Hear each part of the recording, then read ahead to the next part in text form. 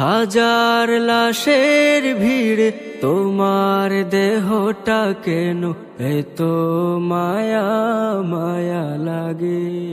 কুল্লু নাফসিন যায়িকাতুল মাউত, প্রত্যেক প্রাণীকে মৃত্যুর স্বাদ গ্রহণ করতে হবে। চিরন্তন এ বাণী সামনে রেখে আমাদেরকে বেঁচে থাকতে হয় এই ক্ষণস্থায়ী পৃথিবীতে। সুম্মা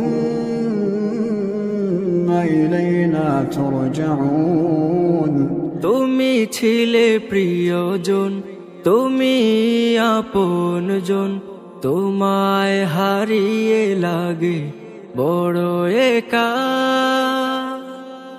সাকাল্লাহু সারাকা ওয়াজআলাল জান্নাতা মাসওয়াকা। সাকাল্লাহু সারাকা ওয়াজআলাল জান্নাতা মাসওয়াকা।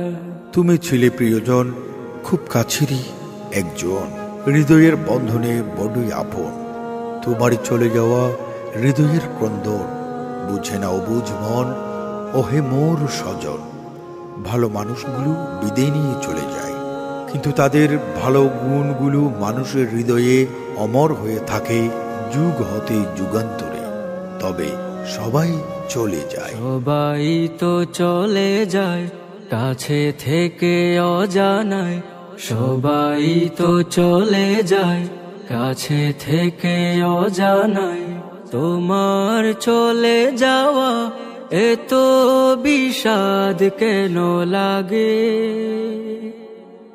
হাজার লাশের ভিড় তোমার দেহটা কেন এত মায়া মায়া লাগে। ঠিক মরহুম এজাহার মিয়া তেমনই একজন ব্যক্তি ছিলেন।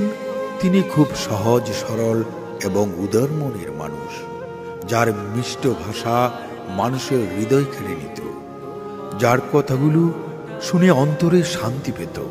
তিনার একটি বিশেষ গুণ দেখেছি, সর্বত্রে সর্বদা হাস্যোজ্জ্বল থাকতেন। মুস্কি হাসি তার ব্যক্তিত্বের দর্পণ ছিল, যাহা মুগ্ধতার সাথে সবাই উপলব্ধি করতেন। কথা বলার মাঝে ঠোঁটে মুস্কি হাসির ঝিলিক দেখা দিত। এক কথায় তিনি ছিলেন অত্যন্ত বিনয়ী ও নম্র স্বভাবের মানুষ। তার হৃদয় ছিল অত্যন্ত কোমল এবং তার আচরণটাই ছিল আন্তরিকতায় ভরা এক অনন্য বিমল। খুব সুন্দর মনের অধিকারী ছিলেন তিনি। তার কথাগুলো শুনলে মানুষ বুঝতে আর বাকি থাকতো না, সত্যি একজন সহজ সরল দিনদার মানুষ তিনি। তবু বলতে হয়, সবাই তো চলে যায় কাছে থেকে অজানায়। তোমার তুলনা ছিলে তুমি একা। সাকাল্লাহু সারাকা ওয়াজআলাল জান্নাতা মাসওয়াকা। সাকাল্লাহু সারাকা ওয়াজআলাল জান্নাতা মাসওয়াকা। সে ব্যক্তিটি মরহুম এজাহার মিয়া। নামাজের ঠিক আগ মুহূর্তে মসজিদে এসে হাজির হতেন তিনি। মাইকে আজান হেঁকে মানুষকে নামাজের দিকে আহ্বান করতেন। সুললিত কণ্ঠে রবের পথে মসজিদে ডাকতেন তিনি। তার আজান শুনে এলাকার মানুষের ঘুম ভাঙত। কতই না শুনতাম সেই মধুর ধ্বনির আজান, যার কণ্ঠে বেজে উঠত নামাজের ঠিক ওয়াক্ত হতেই। স্মৃতির মিনারে বারংবার নাড়া দেয় তিনার মিষ্টি কণ্ঠে আজানের ধ্বনি। সেই সুর আর শোনা হবে না, সেই সুরের মানুষ আর ফিরে পাব না। কত আজান শুনব, কত আজানের ধ্বনি কানে ভেসে আসবে, তবে সেই প্রিয়জন মরহুম এজাহার মিয়ার কণ্ঠ এবং তার সেই মধুর আজান আর কি আমাদের কানে ভেসে আসবে? সময় যে হাতে নাই, পালাবার পথ নাই, মরণের তোরে সদা তৈরি থাকা। মসজিদ আছে সেই আগের মতো, মাইক থাকবে ঠিক সেই আগের মতো, কিন্তু সেই ব্যক্তিটি নেই যার কণ্ঠে দীর্ঘদিন সুমধুর কণ্ঠে বিনা বেতনে আমরা আজান শুনতে পেয়েছি। বলেছিলাম বাঁশখালীতে অবস্থিত কালীপুর মোহাম্মদ দিঘি সংলগ্ন ইয়ার মোহাম্মদ পাড়ায় অবস্থিত বাইতুন নূর জামে মসজিদের নিঃস্বার্থ মুয়াজ্জিনের কথা, যিনি চলে গেলেন আমাদেরকে ছেড়ে 21শে নভেম্বর 2023 ইংরেজিতে। আল্লাহু আকবার,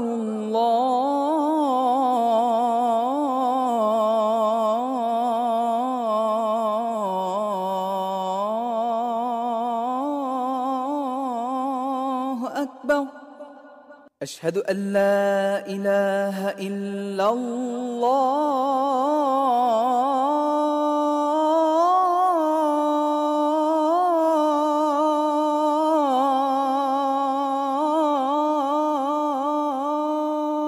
বিশ্বজাহানের অধিপতি, তোমার দিকে আহ্বানকারী তোমার ঘরের সেই খাদিমকে তোমার নূরের তাজাল্লির উসিলায় এবং তোমার প্রিয়তম হাবিব রাসূল আরবি সাল্লাল্লাহু আলাইহি ওয়াসাল্লামের উসিলায় তিনার সকল ত্রুটি বিচ্যুতি ক্ষমা করে জান্নাতের আলা মাকাম দান করুন।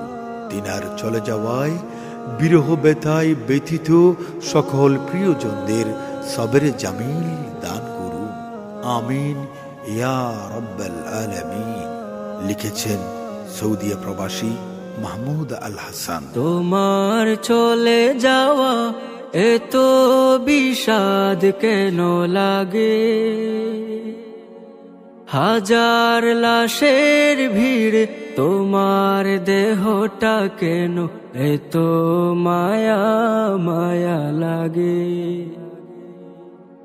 হাজার লাশের ভিড় তোমার দেহটা কেন এত মায়া মায়া লাগে? যতই কাছে থাকে মানুষ খুব আনন্দ বোধ করে, ততই ভালো লাগে হৃদয়ে। যখন সময় হয় চলে যায় প্রিয়জনদের ছেড়ে, তখনই হৃদয়ে এক তুফান বয়ে যায়। সেই তুফানে কেড়ে নেয় প্রিয়জনের প্রিয় মানুষগুলোর রূহটাকে।